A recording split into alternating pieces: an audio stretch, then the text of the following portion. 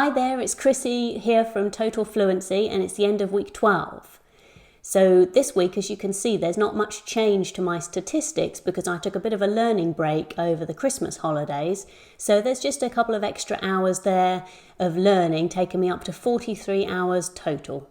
However, the new year is upon us, and I suspect that there are a lot of you out there who are thinking about starting a learning program in 2020. Whether that's sprucing up a language that you already speak or you used to speak, or perhaps starting something entirely new. The question, of course, is where to start. There are so many different ways nowadays that you can learn a language that it can be a little bit overwhelming when you're faced with that starting position. In fact, some people don't start at all because they can't find the right place to get started.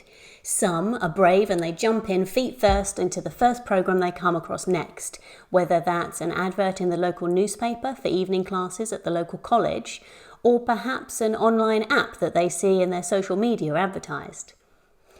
Some people try lots of different starting points and take recommendations, which is fantastic. However, often they struggle to find the right program for them. And of course, the thing that unites us all is that many people, once they've started, will give up, whether it's weeks, months or years after they start the program, and that's usually down to a frustration or two. So how do you find the right place to start, the path that suits you best, which will take you on your journey from where you are now in your language acquisition through to the point that you're hoping to reach? We think the best place to start is to look at those frustrations, the things that stop you in your tracks, and try to work a path that will avoid those particular frustrations. So let's look at the top 3.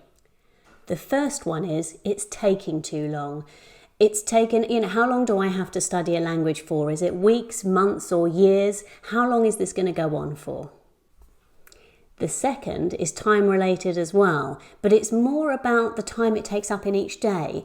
Studying's taking up too much of my spare time. I miss walking the dog or going to the gym, or any of the things that you would normally be doing if you didn't feel that you should be at home with your head in a language book.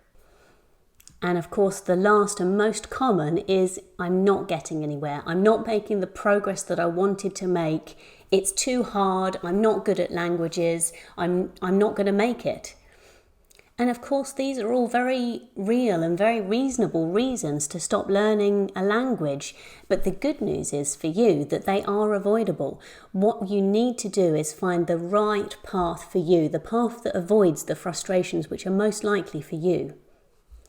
So my tip for you this week is when you start your language learning in 2020, make sure you start on the right path and you stick to it. So to do that, what we first need to do is ask ourselves 3 questions, and each question is going to address one of those potential frustrations. The first one is, and be very honest with yourself, how much time can I commit on a daily or weekly basis?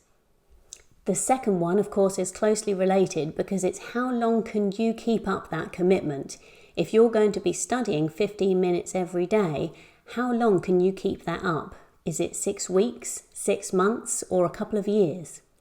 And the last question, of course, is how far do you want to take this? Do you just want to pick up the polite basics in the language of your choice? Or do you want to be able to have a conversation, albeit with a sympathetic friend?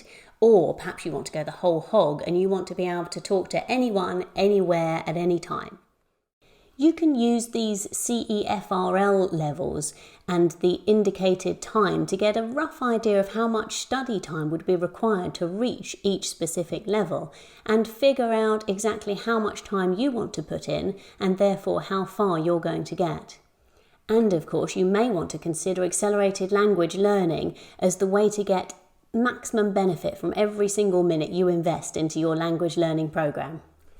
As always, we'd love to hear how you guys are getting on with your language programs, so please do share with us the goals and plans that you have for your language learning in 2020 in the comments here and on our Facebook page. And I wish you happy learning, a happy new year, and I'll see you next week.